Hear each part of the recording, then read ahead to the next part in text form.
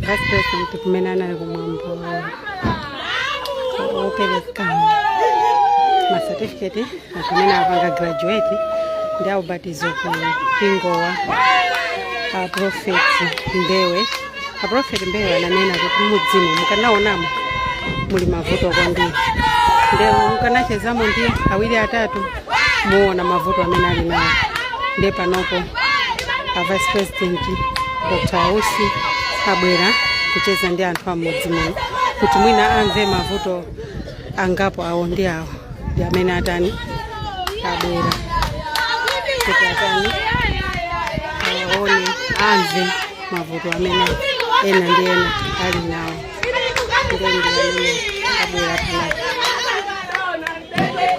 alowa nkatimo akucheza ndi agogo ini yake nyumbayo.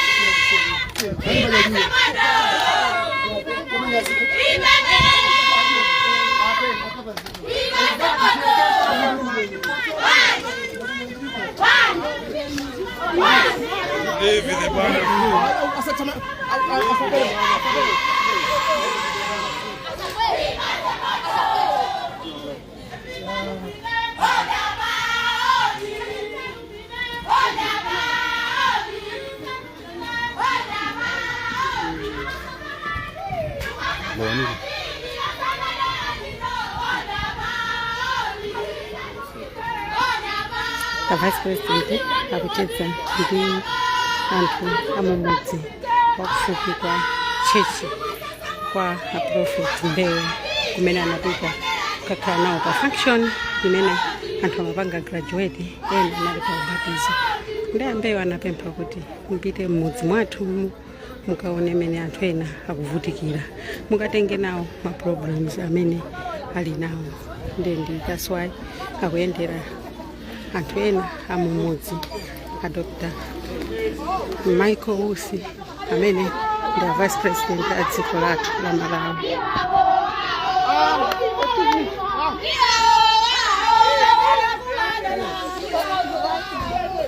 Basi tuwe ulendo. Ndapita. Ndapita.